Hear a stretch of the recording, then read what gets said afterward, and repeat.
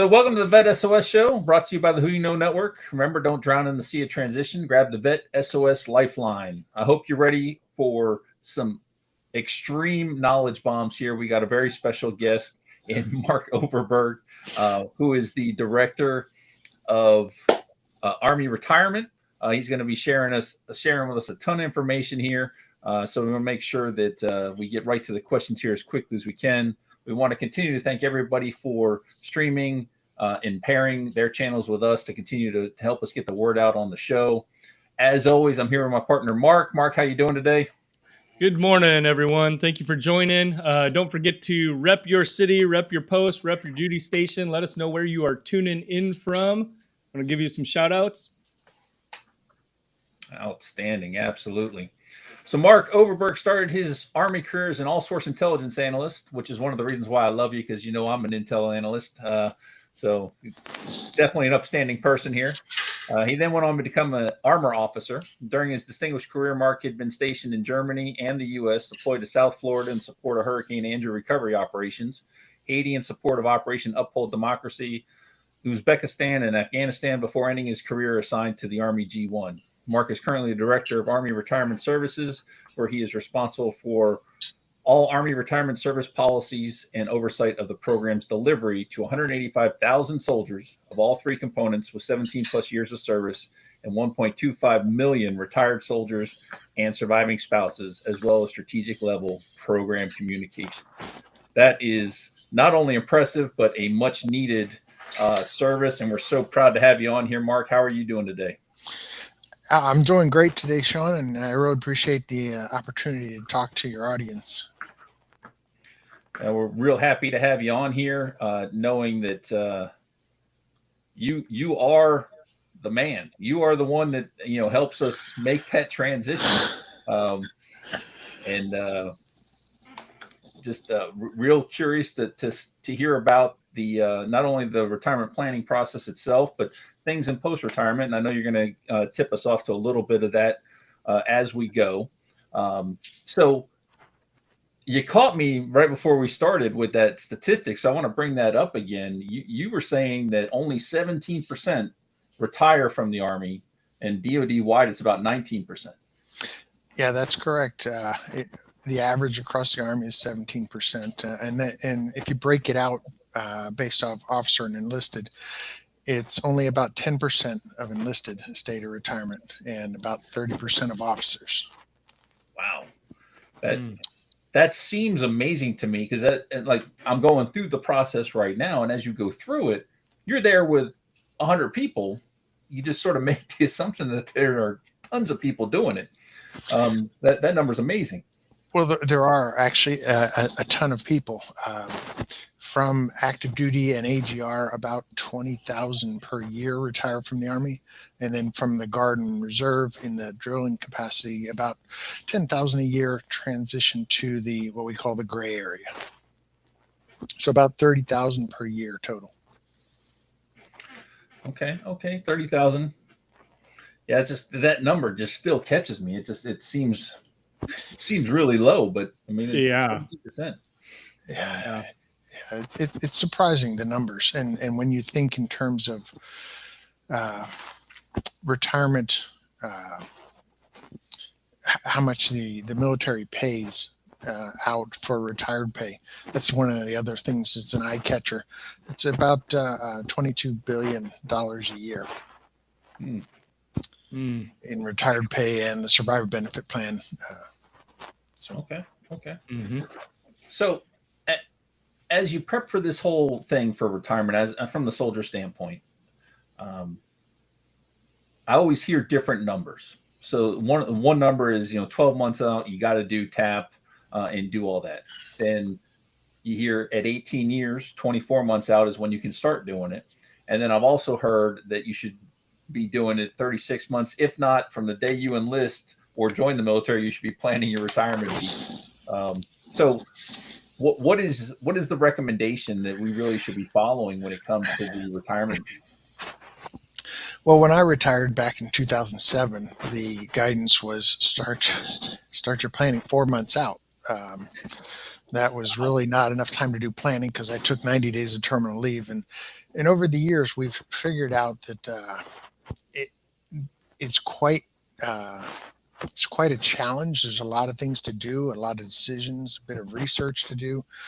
And so we've been slowly moving it to the left. So right now, what I tell soldiers is 36 months out, you need to start planning.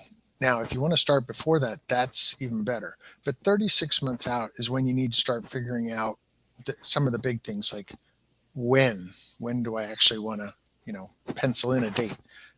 Where do I want to do it? Where do I want to retire to? And who are the people who are going to help me do that? So at the 36-month mark, you should be able to start penciling in those things and figuring out and starting having discussions with your family, because that's going to absolutely impact what you do. So 36 months for retirement. I was just in touch with Human Resources Command yesterday. And so they used to say 12 months out for TAP. You have to take TAP 12 months out.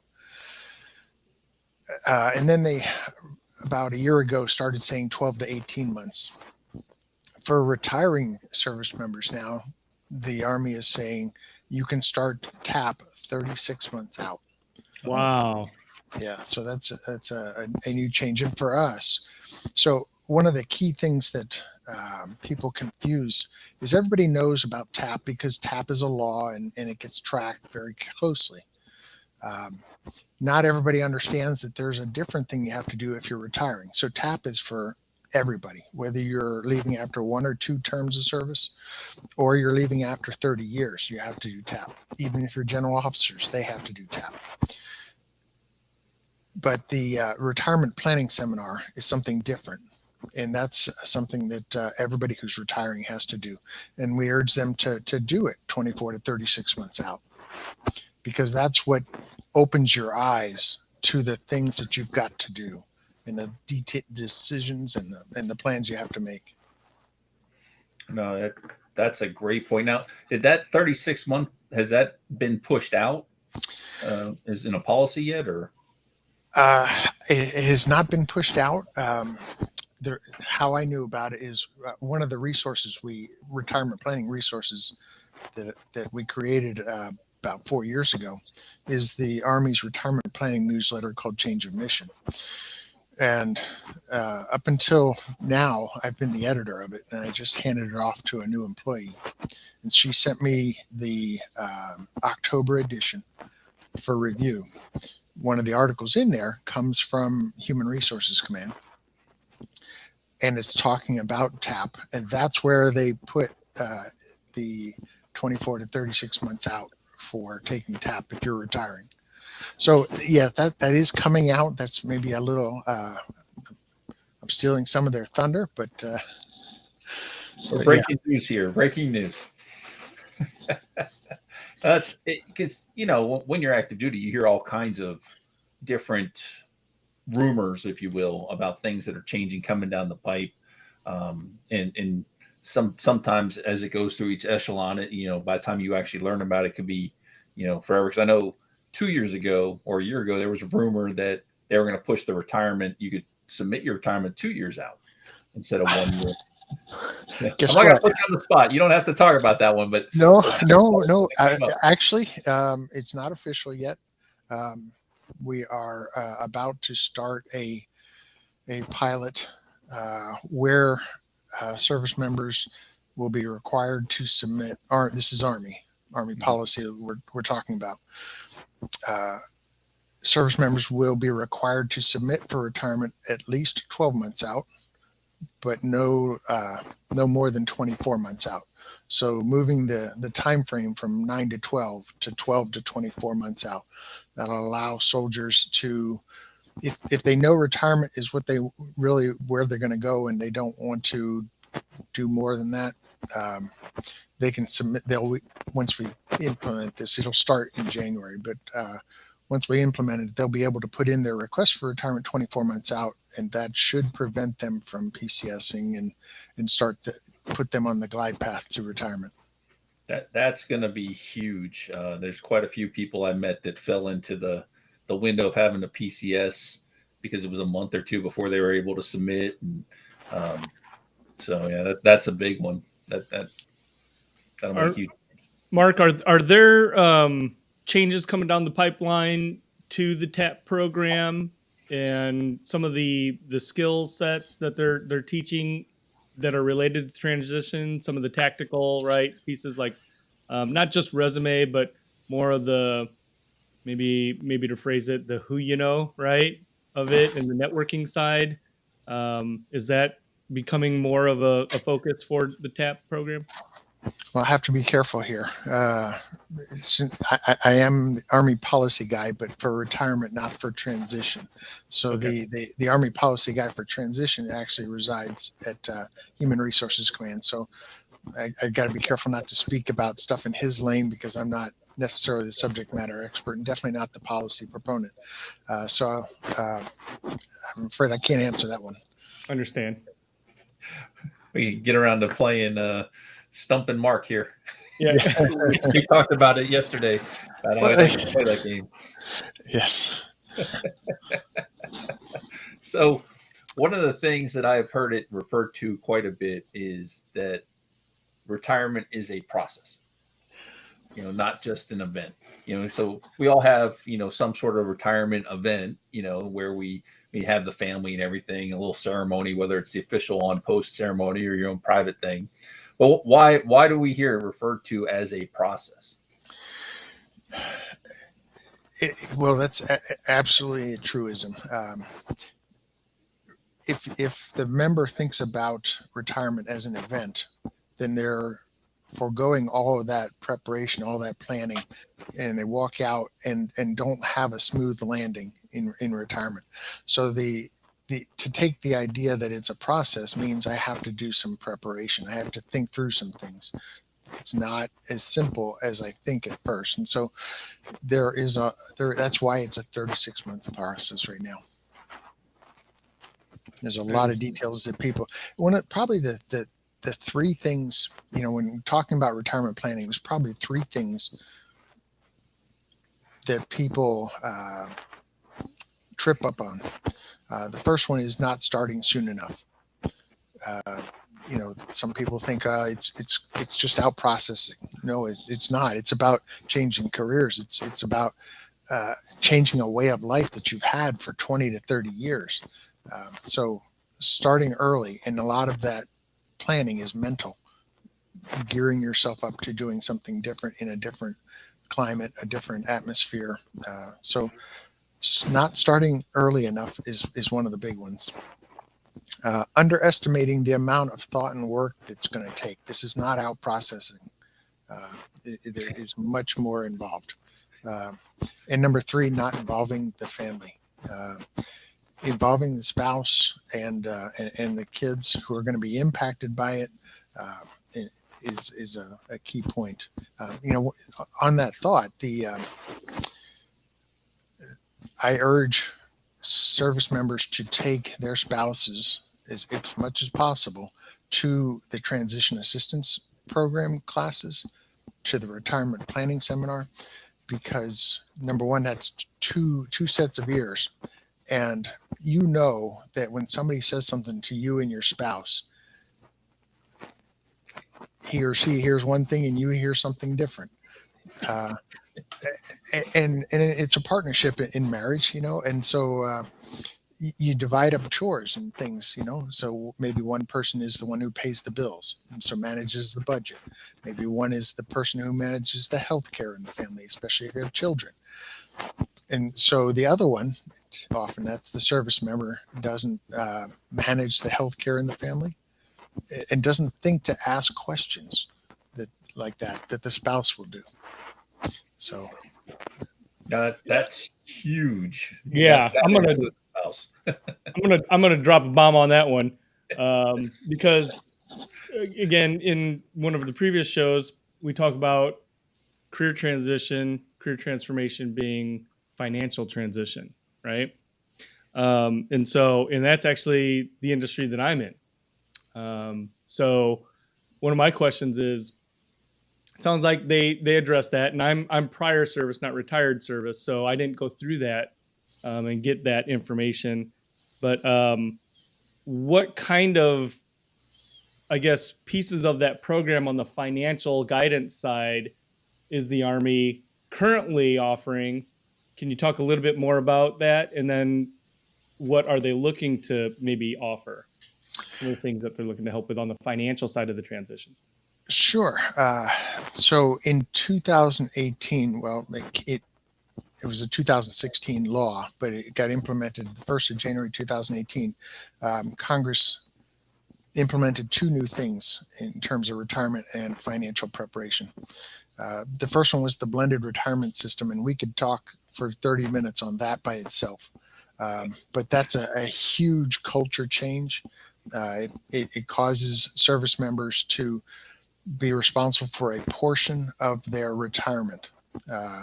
It's not, all paid by the government. You have to contribute to a portion of it. So that forces them to start thinking about that in retirement as soon as they come in.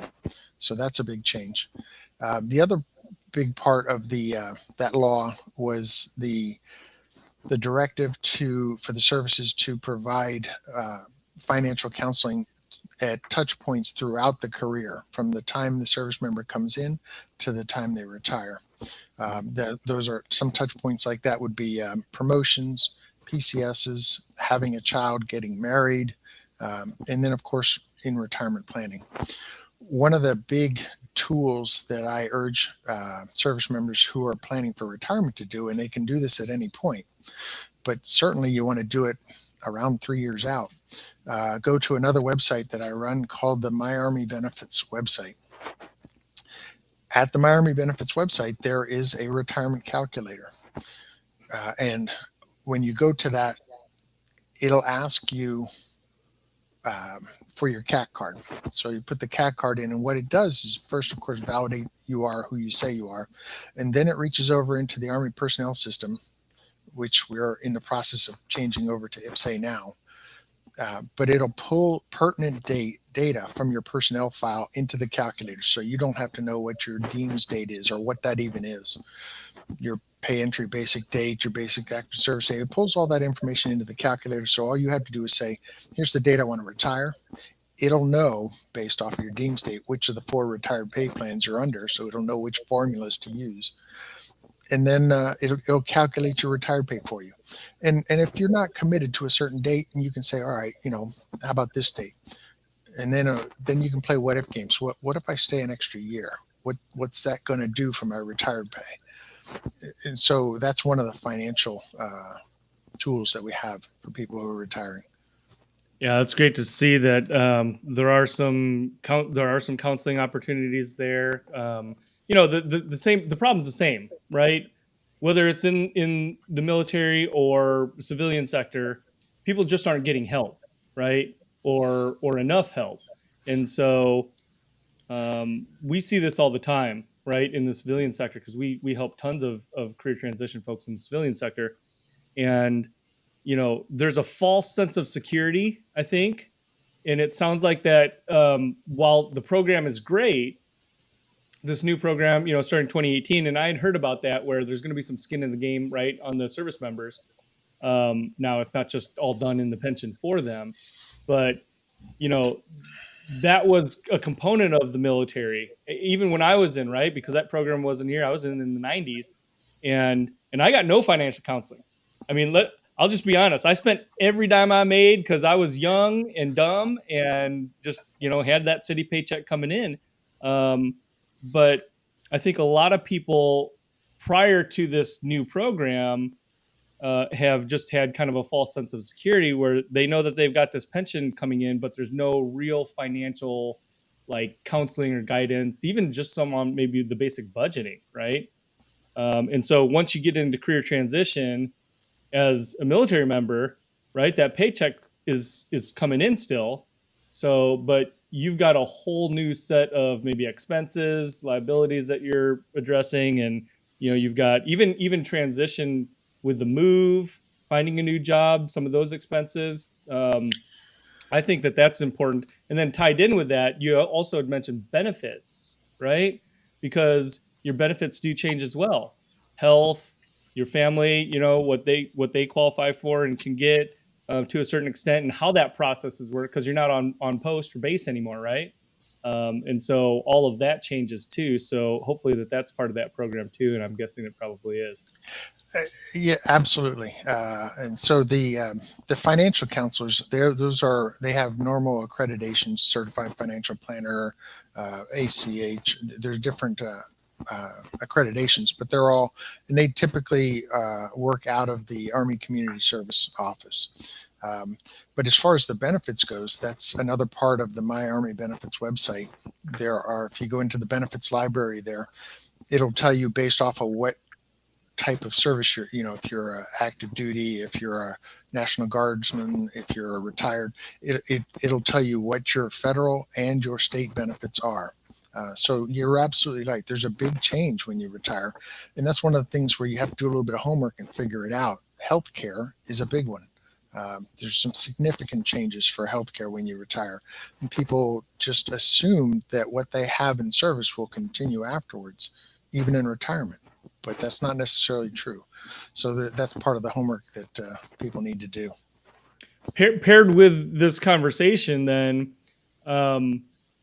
how has that blended system been working? Right, there's been a couple years, so people have been transitioning, and it's so new, right, that maybe the pudding isn't there, so we don't see the proof yet. But tell me kind of where that stands, what your evaluation of that program has been so far. So yeah, it was started in 2018. So it's only been, a little over 4 years. But the interesting thing is that every new soldier coming in comes in under the BRS, as we call it. Right now for Army active duty, about 60% of all soldiers now are under that system. Most of the senior folks are not. They're still under what we call the high 3. Some may be under the redux. There's only a couple still under the final pay. So there's a bit of a change. So we don't know a lot of detail.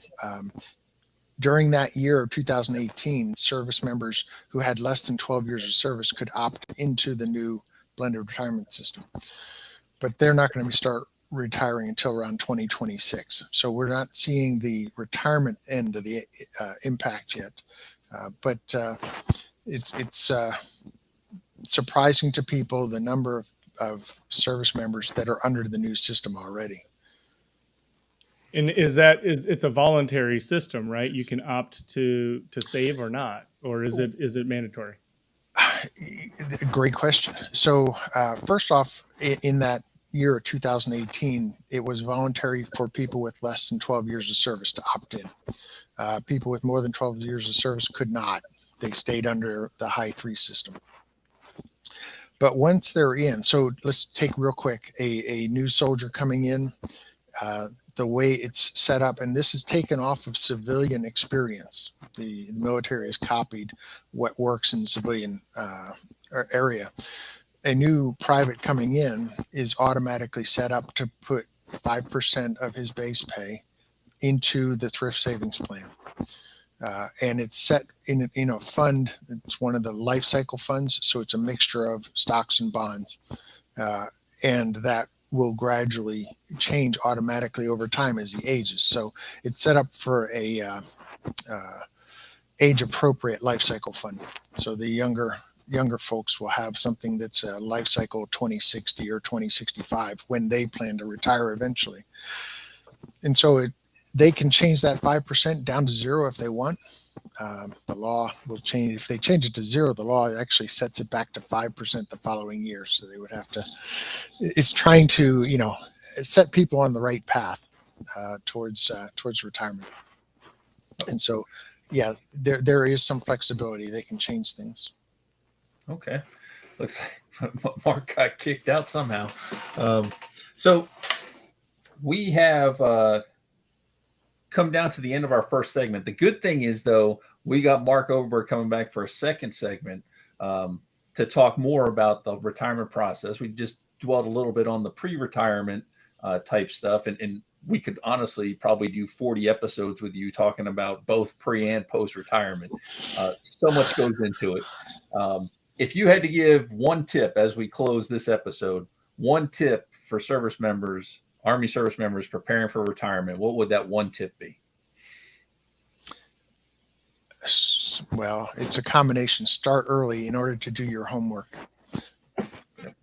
I would 100% agree with that. I was so happy I started early, and hopefully the seniors are talking to their juniors already about the whole process. But we're going to go ahead and close this out. Mark, appreciate you so much coming on talking about this piece. We'd like to thank everybody for tuning into the Vet SOS show. And remember, don't drown in the sea of transition. Grab the Vet SOS lifeline.